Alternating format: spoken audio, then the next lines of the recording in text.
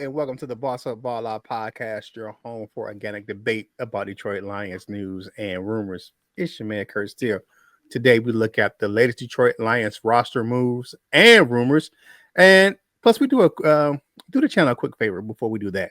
Like the video, share the video, and comment on the video. All these things help us with that YouTube algorithm. If you enjoy the content and you keep coming back and you haven't done so already, what you waiting on? Subscribe to the channel. We are on our way to 3,000 subscribers, and we are currently at 2773. We now have channel memberships as another way to help our channel grow. Now, it's time for me to bring in the illustrious co-host for today's show. Y'all see him down there. He is a big cat on the scene, always showing up at the right time. My man, Geronimo. And he has his other player with him, man. The ladies pet the bitch regret. You ain't seen nothing yet. LL Cool Torch. What's going on, my dude? What's up, everybody? Happy Wednesday morning. Man, and y'all see him sipping that coffee, man, because he got a ton of jobs. He got to keep his day going, because, he be coaching kids. He be cutting hair. He be running fades in the gym. It's my man, who? Coach Mike Jones. What's going on, Lion fans? Okay. If you're new to the show and you haven't watched us or know what we do here, we look at Detroit Lions news, headlines, or takes. If we agree, we say they are bossed up. If we disagree, we say they are balled on. Shout out to DJ Reed for learning that blade dance, baby. But what we do here is, man, we give our real, true thoughts and opinions about what's going on with the Detroit Lions, man. We don't be doing no fakes, no hot takes here, man. And if you have a doubt if we are telling the truth or if it's real thoughts and opinions, just look at LL's face, man. When someone says something he don't believe it's true, or he believe it's messed up, or he don't agree with, he gonna tell you, his face gonna tell you. It's gonna give you a 200% real right here on the program. Man. So Lions have been busy the last couple of days, man. I'm looking at this thing, man. I'm looking at, hey, man, what's going on with the roster, man? Hold up, man. We weren't signing a lot of players. We were complaining, oh, the Lions ain't doing nothing. But guess what good teams do? Good teams keep their players and re-sign their depth players. It's not a whole bunch of, you don't see a whole bunch of good teams going out in free agency because they don't have to, because they got good players on their team. They want to keep those homegrown talents in-house, and they supplement their roster with free agency, but they build through the draft, and that's what Brad Holmes does. So let's look at some of the re-signings that the Lions had the last couple of days. So they brought back a ton of guys that I was like, okay. So some internal moves made the last couple of days, announcing a few re-signings since our last show.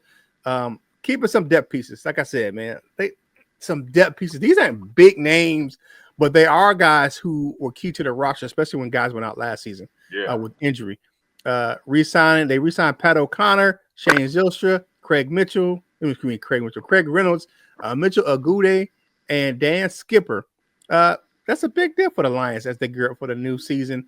Each of these guys, they bring something unique to the team, which is important, and they help step up their game and help the Lions in 2025. Now, first up, Pat O'Connor, man, on that defensive line is key. He was disruptive, man. When you saw him on the field, he was definitely making some plays, man, getting in there. I was just like, okay, this young fella is doing his thing. I think keeping him around really sets the stage for a guy like John Cominsky to be gone. That's just me. I don't think, what he does. He's definitely younger than a guy like John Cominsky, but he just was a disruptive force when he was in last season, when he came in and within injury time. Then there's Shane Zylstra. Versatility as a tight end. He doesn't do what typical tight ends do. He's more of a pass catcher, but you can line him out at receiver, or he can line up in line, but he's more of a pass catcher, but you can line him in line and on the outside. So I like him. He keeps the defense on their toes when he's in the game. So I like what we got with Shane Zylstra.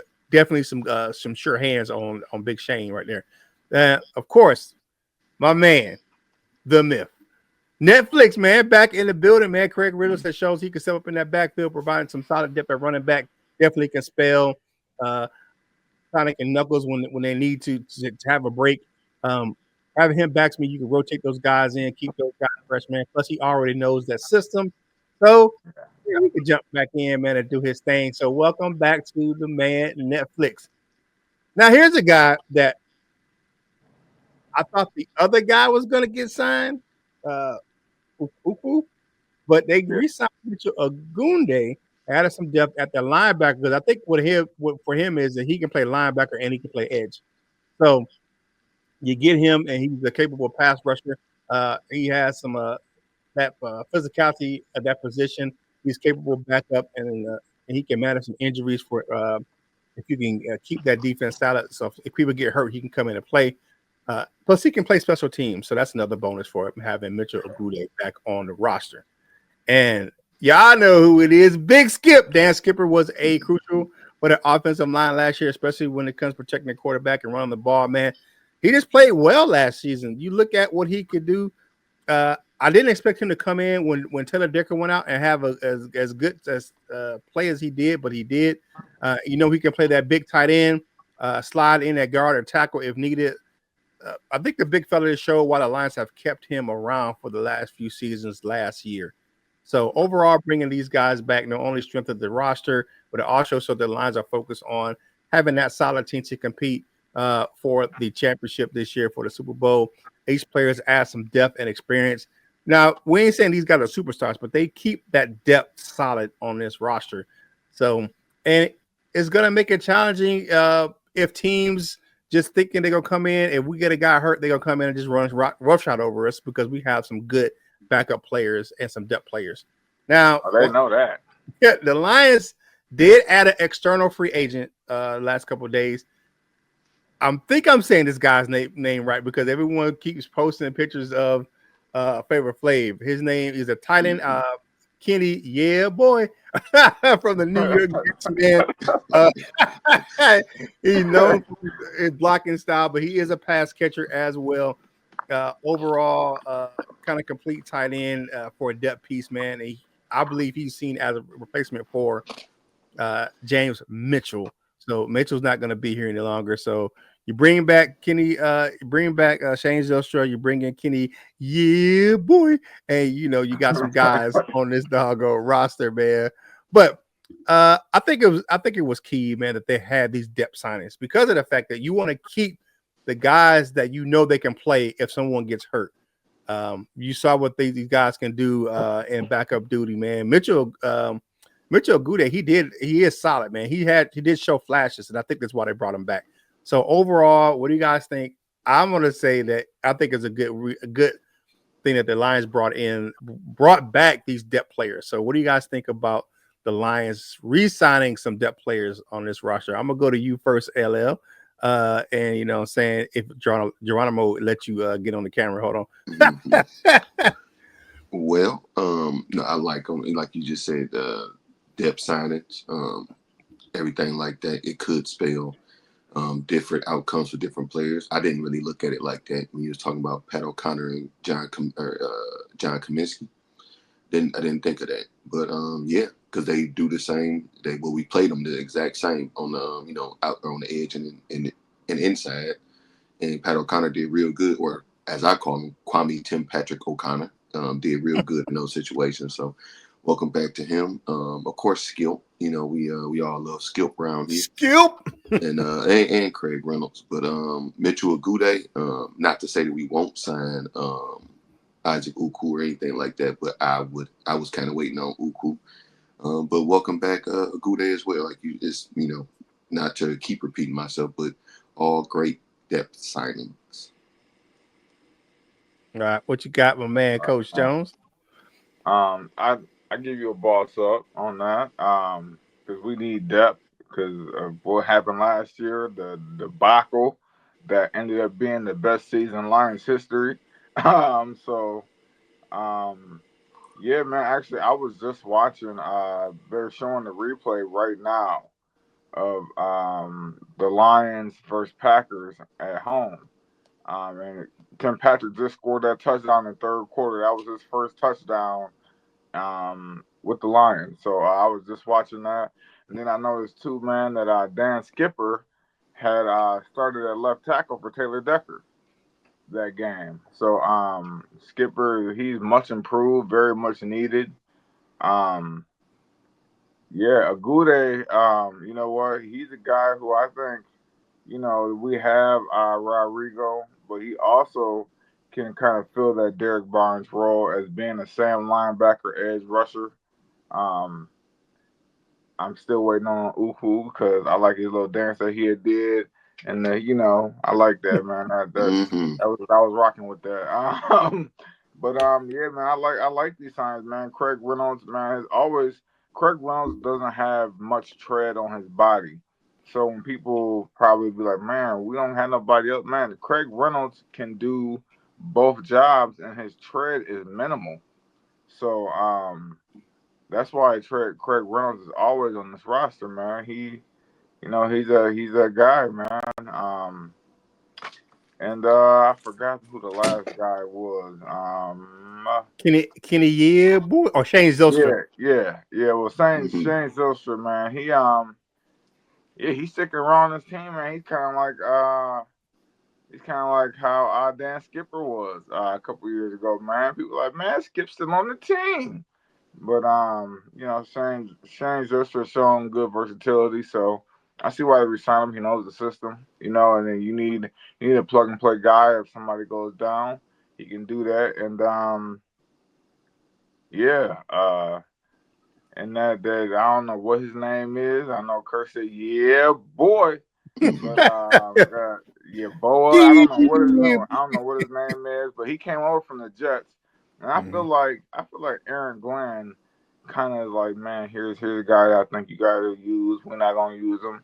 I watched the tape on him, and here you go, Dan. So I Well, think that a parting gift for that. yeah, I think Right. that's his way. Like here you Thanks, go, bro. man. I'm gonna get you your little secret gems over here, man. But like I said, man, that's a boss up to that, man, because we need depth. If anybody questions any more about you needing depth, about you going three deep at every position on your roster, you tune in to that 15-2 season where we had like 22 people on IR at one time during the Hmm. season, man. That's just ridiculous. So I'm Yeah, glad, man. And like you said, good teams, great teams don't have huge turnover. They resign their players and then they get better in the draft.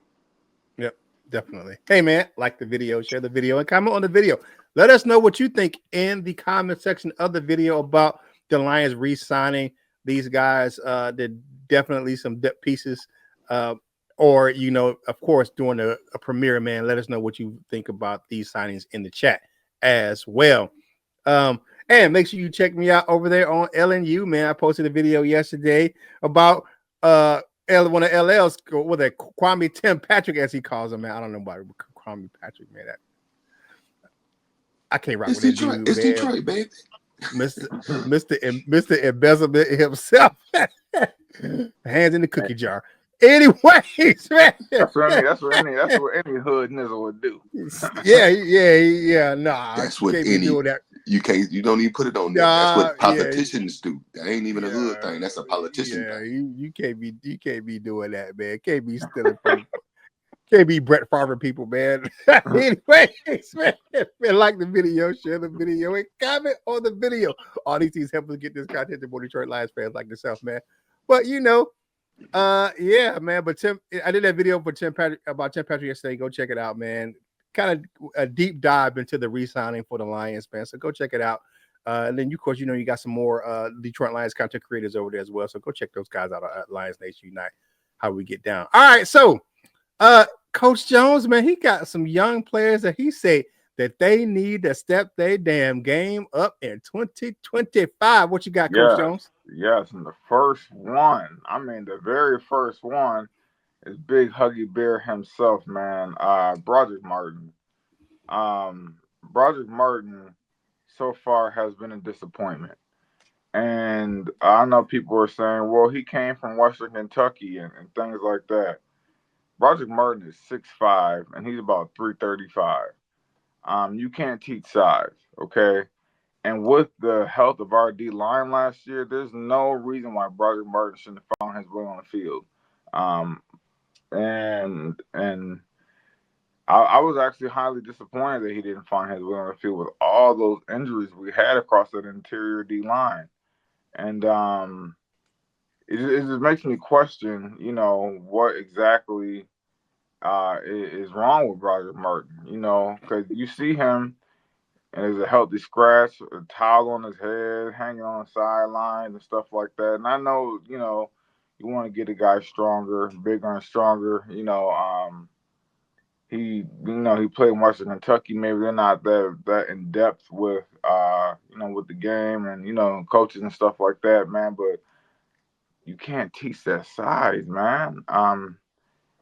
And it's like you don't. I mean, I don't want to minimize what you do as a one tech or a nose tackle, but you don't have to do that all of that much, man. You just got to command a double team, okay?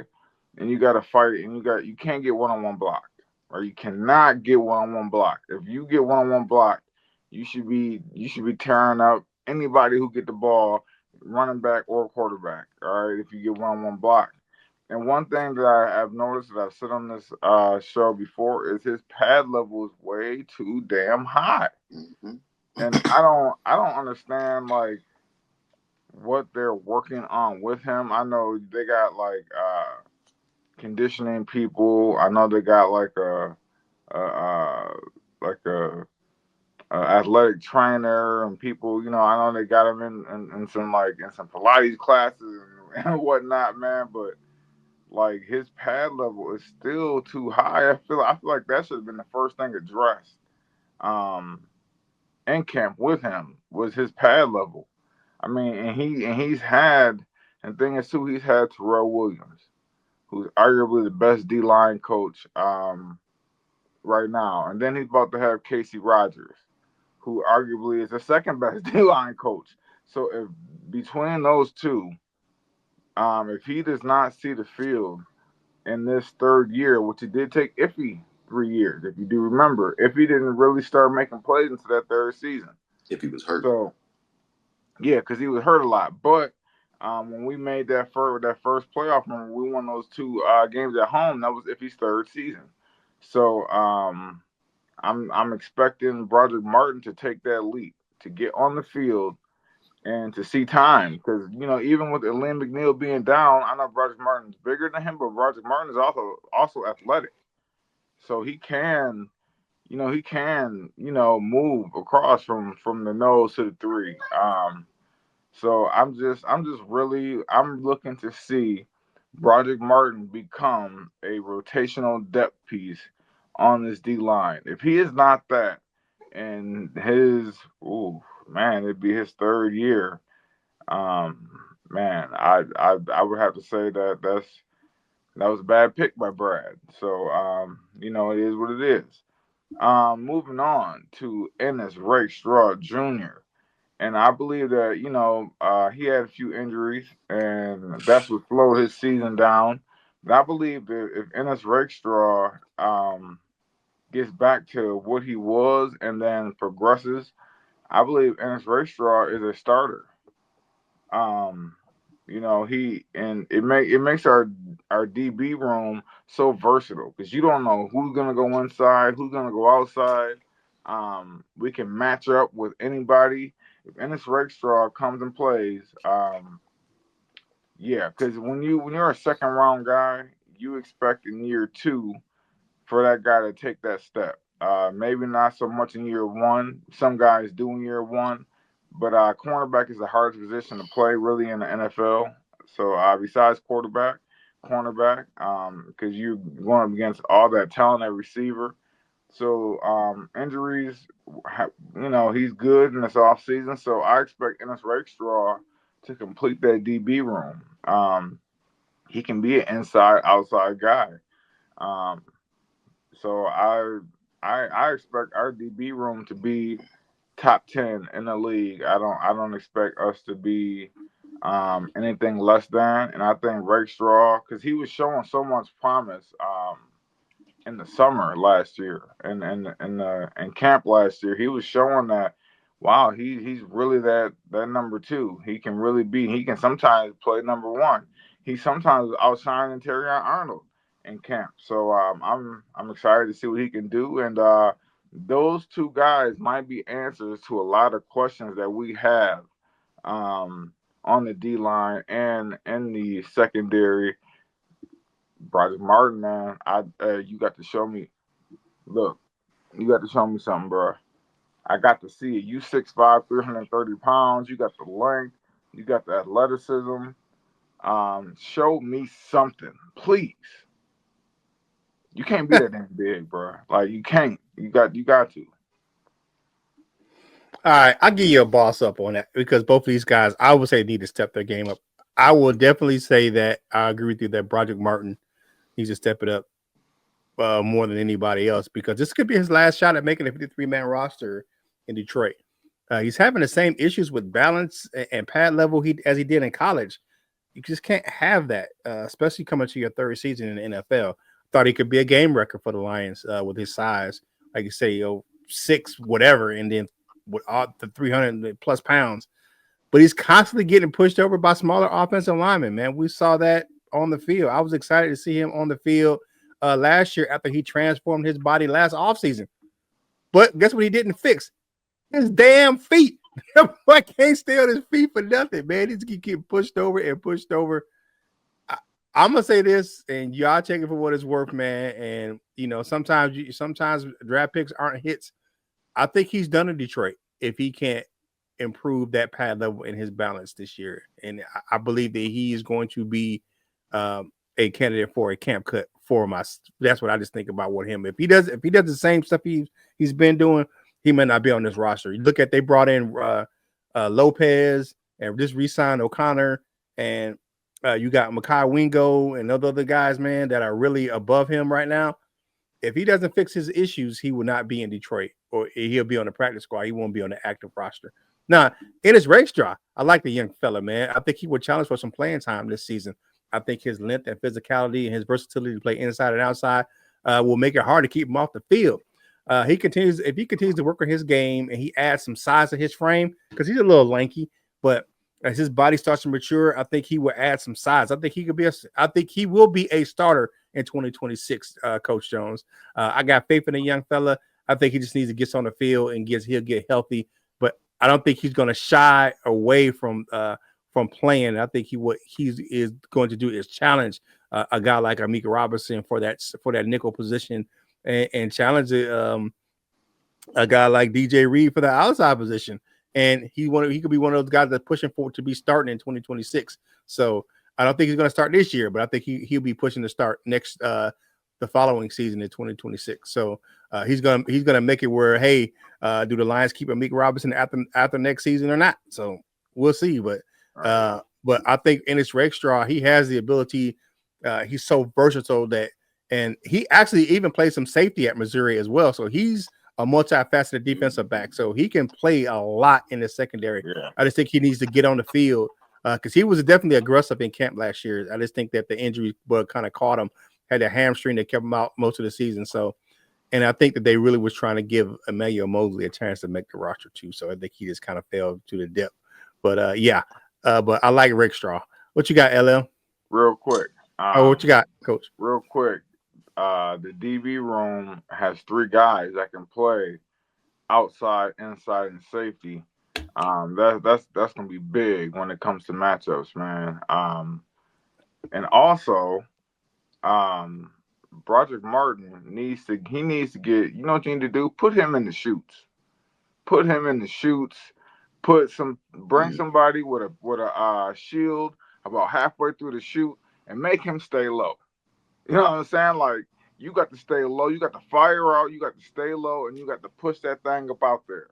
Have that guy line up about all the way there, and have Broderick Martin line up halfway in the shoot. That way, when he come off with his explosive, he got to be low. You make contact, and then something, man, because man, that's the only thing. Is like if he could play low, he would be on the field.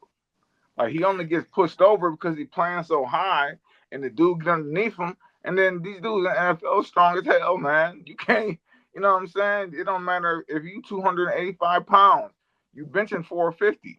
You know what I'm saying? You benching 450, you squatting 550. Like they gonna throw you, man. So you got to get Yeah, low, like Lil John said. watching Broderick Martin play in the trenches is like watching a center who's just tall but don't have footwork and can't play defense in the paint. Like that's just like I mean that's my equation to like end up to the NBA. Like you got a center who's just tall and his footwork is terrible. He just keep getting smashed on by Darko Milicic.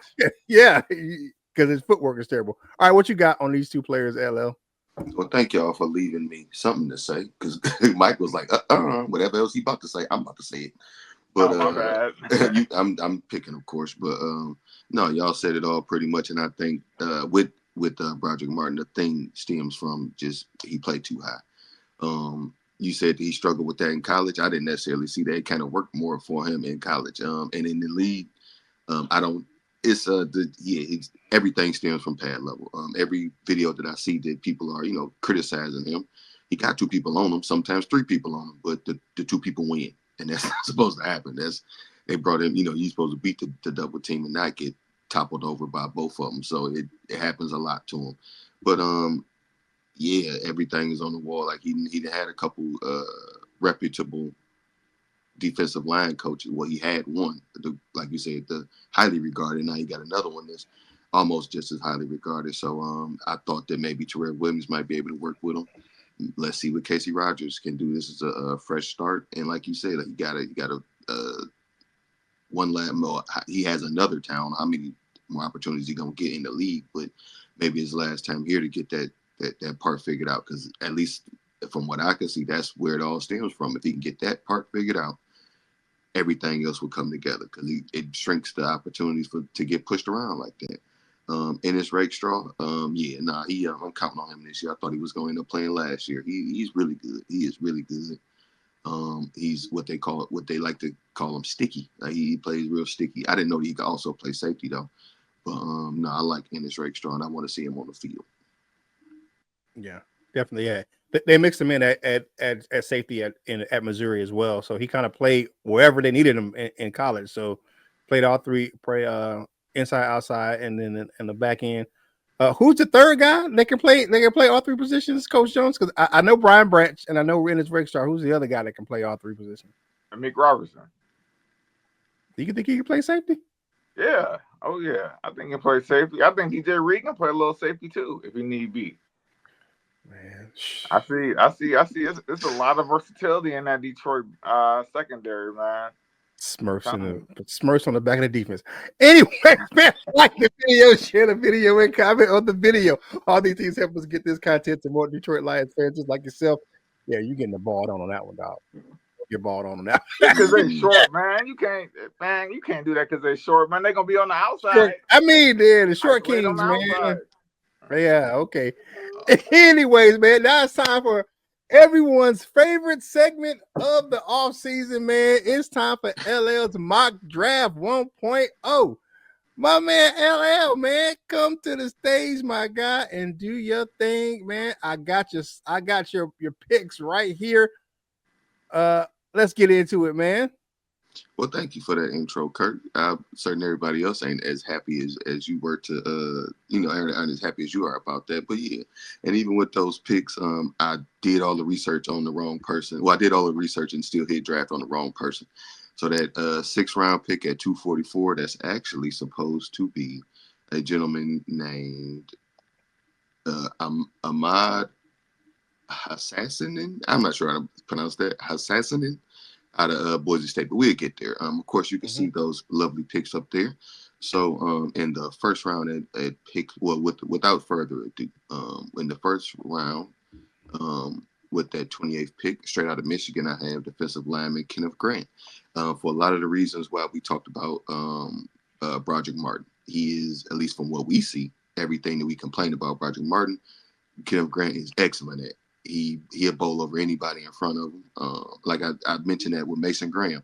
Mason Graham gets a lot of the attention, but usually in those dynamics, at least in my opinion, one defensive tackle usually helps the other one. You know, you usually put a nose with a guy who's more would be like a 3 tech or something like that. A guy who goes forward better, a more better pass rush. Usually put him with somebody who holds up gaps and things like that. Not saying that but I believe both of those guys can kind of play those roles. Kenneth Grant is good at going forward and attacking the quarterback or crunching the pocket, just as good as Mason Graham was, right? It's Graham, right? His last name Graham, right? Yeah, Mason Graham was, and I believe that Kenneth Grant kind of unlocked Mason Graham. So that's at 28. Another defensive pick in our second round at pick number 60 is rusher JT. Not sure how to pronounce that last name, but I'm not sure how to pronounce that, but y'all see it up there, JTT, as they call him. Number one thing about JTT is fuck Ohio State. Second thing is he is a very good player. I would call him, this is just his what he looks like, not calling him this at all, but a player more so like Lorzed, or like another guy who we have on the roster. And I can't believe I'm forgetting his name. He's my dog, number 93. What's his name? Help me out. Pascal. Yeah, Josh Pascal, like that kind of a big end, a big power rusher. I believe he plays that role very well, and he could definitely do that here. And in my mind, I was drafting him just overall even with the thought of bringing back a player like Lorzed, because you can let him get a year or so just to see how it goes and play in spot duty and things like that. Just get some stuff figured out before he's actually unleashed. All right, so next pick up there, and at 102 is Jackson Slater, and this guy is a offensive lineman listed as guard out of Sacramento State. He's here's because I'm not really familiar with him. I read up on him and I watched a little bit before I hit draft on him. But here's what I have from Jackson Slater. Could be the next iteration of a small school stud offensive lineman to become a starter in NFL. An immediate contributor at Sacramento State out of high school, started 44 games in his career, earning first team All Big Sky honors 3 times. He was a standout at the Senior Bowl, elite athletic tester in the NFL Combine. He ran a 501 and a 40, 1.17 yard split, and 31 bench press reps. He goes 6'3", 311, 32-inch arms. He has most extensive experience at guard, but can play or projects at center. But he has the mobility, strength, and natural level to succeed at any interior line spot. Here's another key to this guy, Jackson Slater. That probably will help him get drafted here. He's currently hurt, and y'all know y'all boy Brad Holmes like to draft hurt players. So Jackson Slater, welcome to the Detroit Lions. I'm not messing with you, dog. at pick 102, I have we got a Alabama boy on there. He is Malachi Moore, safety out of Alabama. I wasn't really that familiar with him, but here's a little bit about Malachi Moore. He goes 5'11", 196. I'm gonna just keep going. 196. Malachi Moore is a playmaking safety who thrives in the deep field, a true center fielder, and Alabama DB is a ball hawk. So he's kind of more so in the role, of a Kirby Joseph, but to play deep. I drafted him because we already have another safety that kind of does the other stuff, like was Brandon Joseph. Actually, I take that back because I think we cut him. So Joseph's not there. Yeah, I take that back. I remember because now I'm saying that we cut him for some stuff. So never mind. But back on Malachi Moore, he can. It was the other guy that was there. I forget his name. He was an undrafted free agent last year. That was the guy who kind of plays like he played like Brian Branch, not like Kirby Joseph. No, I'm saying, but that's what I'm saying. Like if Brandon Joseph, he kind of plays more in the box, but Malachi Moore will be, the third safety that could play deep because they put Kirby low a lot of times. He got that one pick six off Green Bay quarterback, being down there in the mix. So possibility at 130. Next pick at 196 is a young man by the name of Zah Frazier, cornerback out of UTSA. Of course, the name Zah. I like that for whatever reason out there. But I drafted this guy number one. Number one, just to add some height to the defensive back room, just as a, we always talk about these short kings. That's funny because I saw a post saying short kings don't go outside. I saw a hawk. I saw that yesterday. So short kings beware of hawks. But This guy goes 6'2", 186. So he's not necessarily the thickest, but he is very tall. And here's a big thing about him. Curt, you'll like this. He has a RAS score of a 9.43. That's what I'm talking So about. um, so A little background about UTSA. That's my son-in-law graduated from UTSA. Got his business degree from out there at UTSA. My daughter and her family, they all support UTSA sports. They go to all of their, like the women's basketball who won the regular season title. They would go to the soccer games. My granddaughter gets tutored by some of the UTSA soccer players. So I'm down with a road runner coming to the Lions. I feel that. I feel that right there, brother. word. Well, maybe those your family can give us, put us hit to this guy Zah Frazier if he's fire, if he's some streebo, Yeah, but or they don't booth watch as they football call though. it. Never mind him, but I was again. I'm familiar Go ahead, go with ahead, go Zai, ahead. but I watched up on him. You could say sticky with him as well. But here's a little bit about Zai Frazier. He's a former junior college All-American and has only 1 year starting experience at the FBS level. Outstanding size and strength, good press corner who wins those reps at high level due to length and physicality. There we go. Talking. Yeah, usually used outside and things like that. Mm-hmm. Your prototypical outside corner, just to add some height to the DB room. On to 228 by a guy named Warren Brinson. I'm familiar with him because I thought he might be related to me. Anybody, because he looked like a Brinson. I'm related to some Brinsons. Brinsons are from South Georgia and North Florida. That's all of most of my family are from. And like I said, he looks like a Brinson. I ain't gonna call him dark skinned and ugly, but but Anywho, but he played, and that's just a joke on the Brinson. That's just a joke on the Brinson. Shout out to Uncle Fred, or Uncle Frank, sorry, but no, he could play Don't call him football. out. He could play football because they look like that's the joke on him. But Warren is he's a Georgia defensive lineman. He plays real good. He's it's like some play 6'3", 6'4" ish, 310, 315 ish. And he could play football. He's a solid defensive lineman. I kind of see him not necessarily in playing the edge, but more so kind of like a Makai Wingo-ish. You know what I'm saying? Just a guy that can come in and play in that interior defensive line. I think he could play any position on the interior defensive line or in the interior defensive line. And then at that 6th-round pick, 244, like I said, I pulled up the information on him and read it and everything, clicked on YouTube and everything, and still hit draft on the wrong guy. Up there has Baron Sorrell. I looked at him as well. I looked at his thing on the site. I didn't want him, but the guy that I did want to draft was Ahmad Hassanin. I'm probably not saying that right, but an edge player out of Boise State. I was unfamiliar with this guy as well, but he goes 6'2", 267. And here's a little bit about this guy. He's a dynamic defensive lineman known for his explosive athleticism and relentless pursuit of the quarterback. Transitioning from a CrossFit champion in Cairo to football in 2019, he rapidly developed into a formidable pass rusher in 2023. Hassanin recorded 12.5 sacks, earning first-team All-Mountain West honors, and followed up with 9.5 sacks in 2024. His quick first step and powerful hand usage allowed him to penetrate offensive lines effectively. So that's just a little bit on that guy there. So that is my mock draft 1.0 as Curt put up there.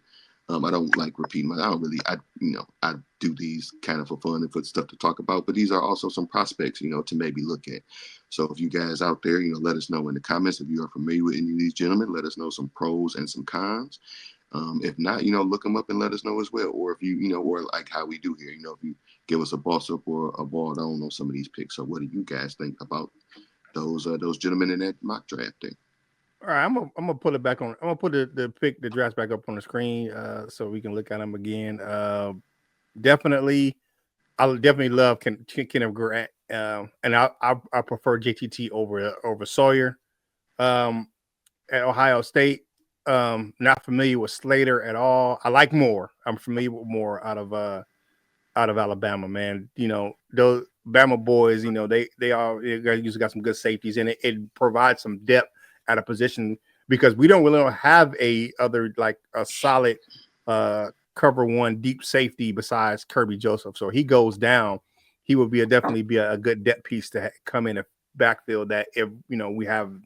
Lo and behold, I'm not wishing it upon anybody, but you want to have that depth at that position. We don't have another guy that can play the backfield like that that's a roamer in the backfield like Kirby Joseph. What you got? Let me throw this in there. I meant to say this a couple of times. I didn't go back to it. Jackson Slater, here's another thing. The RAS score is 9.34 on Jackson Slater. So, shout out to my man Math Bomb, man, because he's been on the show before, man. That's my guy, man. Good dude, man. Who the inventor of the RAS score. So and he's a former Detroit Lions content creator as well. So make sure you check out my man Math Bomb over there. Zai Frazier, man. Yeah, man. Like I said, bring that road runner in, man. You know how they do it. Like the little whatever road runner, the little sign. All right, Brinson. My wife's a Brunson, so I don't know about that. I mean, ain't the same. Yeah, but I would say this for your overall. I think you address a lot of needs on the defensive side of the ball, especially with the edge and the interior defensive line. I like that, and I will preface what I say about this mock draft. I don't know if the Lions have this many draft picks in this year, because I think that some of these picks are gonna be trade bait, and we're gonna be moving up in the draft. So probably what you got? Yeah, but looking at these guys, man, I don't know if you want to keep it up here as well for Coach Jones, but I like what you did here. Yeah. So I can't argue with 28. If Ken Grant's still on the board at 28, I think we got to snatch him up, man. I did see DJ Daniel Jeremiah's last mock draft to have Michael Williams out of Georgia coming to Detroit at 28. I don't think he'll fall that far. But yeah. JTT, you just a Jack Sawyer hater, because I know he was still on the board at 60. I don't like Jack Sawyer for a lot of reasons. I don't like him for a lot of reasons, but honestly, tell me who's better out of them two, or who do you like better out of them two? I like Sawyer better because I think while JTT is more like stable, I think Sawyer will make the plays when he needs be. I don't think JTT can go outside of his box, really. I think Sawyer has a little bit more versatility where he can play a little bit off the ball too, man. So yeah. But Jackson Slater, I don't know much about him, but he sounds like he's that guy. And Bama boys, you already know, man. If you from Bama, you might as well come on down, man. Be the water boy, the towel boy, the janitor. Come on down. We got a job for you somewhere on the team. Would you say if you're wearing crimson tile, you're gonna wear Honolulu blue? Exactly. Yeah, man. But Georgia, hey, we'll take any of them guys from Georgia, man, because they get coached up well, and they transition to the pros very well, as you see for the Philadelphia Eagles. Frazier, that's Texas San Antonio, right? If I'm not mistaken. Yeah, UTSA, UT San Antonio. Yeah. So that'd be a good, that'd be a good spot, man, where he can battle it out. Well, he probably be battling Khalil Dorsey. For that spot, man. So it's good, man. And I overall give it a boss up because I think you hit on all positions that we needed. Maybe I would like to see a little speedy receiver in the last pick, but other than that, I'm good. And besides that JTT pick, man, you just a hater. Anyways, man, like the video, share the video, and comment on the video. Let us know what you think of LL's mock draft 1.0. He does a few during the off season, man. He'll have a couple more before the draft. So how we get down here, man. Thank you for that, man. And shout out to my man Geronimo. Saying he had to take a break. Saying he was in at the beginning of the show, but we haven't seen him since. So he chilling. Yeah, man. Hey, if you haven't done so already, make sure you follow the crew on your favorite social media platforms. My man Coach Jones does a great job on Wolverine Sports Talk. Posted a reel of him yesterday, a short. So talking about Zadarius Smith. So go check that out. I post content from this channel on all of my social media platforms, man. And you know what today is Hump Day, baby, aka Thursday Eve. So make sure you go check out LL's Instagram page. Man, y'all know how it gets down over there, man. Let me put it back on camera, man. Thirsty on the Thursdays, man. All right, time for parting shots, man, for today's show. Coach Jones, you up first. Yeah, everybody, man. Hopefully you have a good day, man. And I know a lot of people might not be in tune to football as much in the off season as we are, and might not understand moves, but stay tuned because I hate when people who say they love the Lions watch the Lions and don't understand why certain people are on the team or new people have arrived and they're not understanding. It's like just take 5 minutes, man. You know what I'm saying? Check out stuff, man. What players we sign and just stay in tune with the Lions, man, because football is turning into a year-round thing. Okay, it's the most popular sport in the world. It generates the most revenue in the world.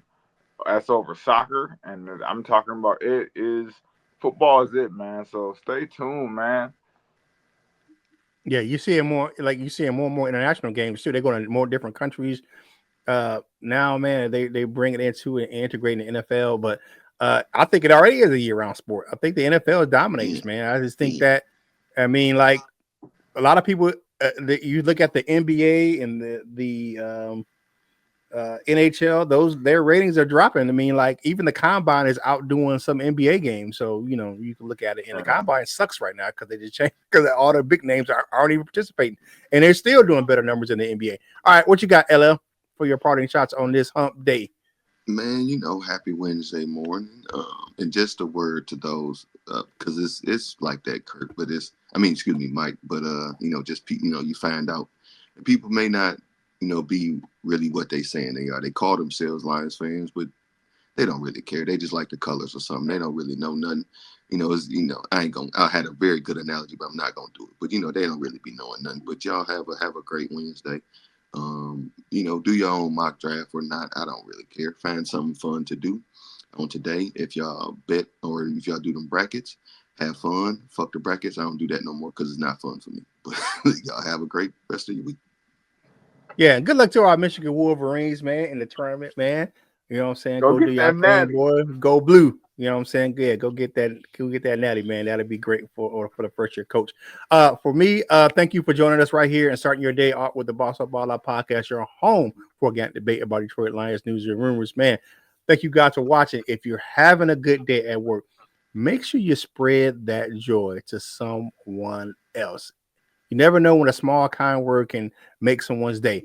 If you're not having a good day, don't steal no one else's joy. And whatever you do in life, you know what you got to do for your boy Curt Steele. You got to boss up, ball out, and be the best version of you that you can be. For my fellas, LL Cool Torrance and Coach Mike Jones, this is Curt Steele, and we will holla at you real soon.